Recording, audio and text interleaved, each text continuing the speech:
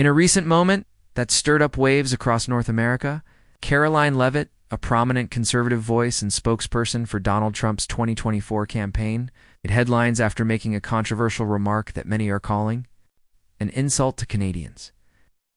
If you haven't been following her rise, Leavitt is a former Trump White House aide, now a regular figure in right-wing media circles, known for her sharp rhetoric and unapologetically hardline views. But during a recent Fox News segment, while discussing foreign influence and climate policy, she may have gone a step too far. Dismissing Canada's role on the global stage, she said frankly, "We don't need advice from a country that can't even keep their own house in order. Canada should focus on maple syrup and leave global leadership to serious nations."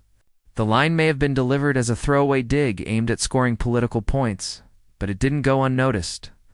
The comment was seen by many Canadians and international observers as dismissive, tone-deaf, and emblematic of a broader trend of undermining global partnerships.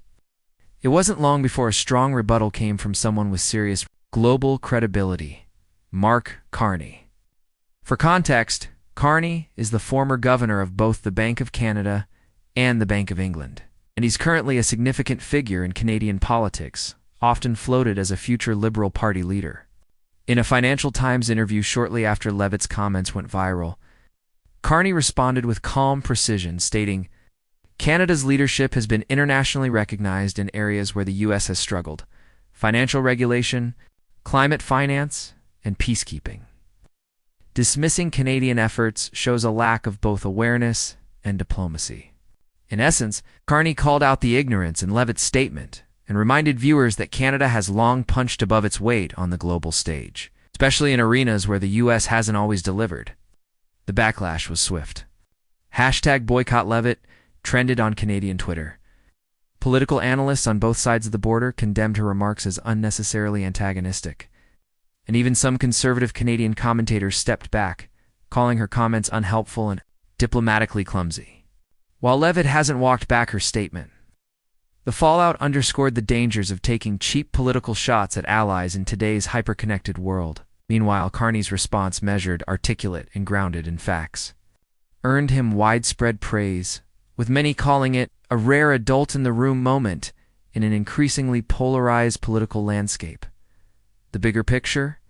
Leavitt's jab may have pleased a narrow domestic base, but it also highlighted the risks of undermining trusted partnerships for soundbites.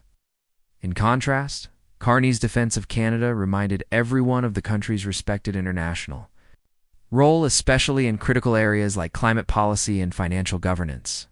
So, was Karoline Leavitt out of line, or just playing politics? And did Mark Carney hit the right tone in his response, or should he have gone further? Let us know what you think in the comments, and if you found this story insightful, be sure to like, subscribe, and stay tuned for more breakdowns of the stories that shape our world.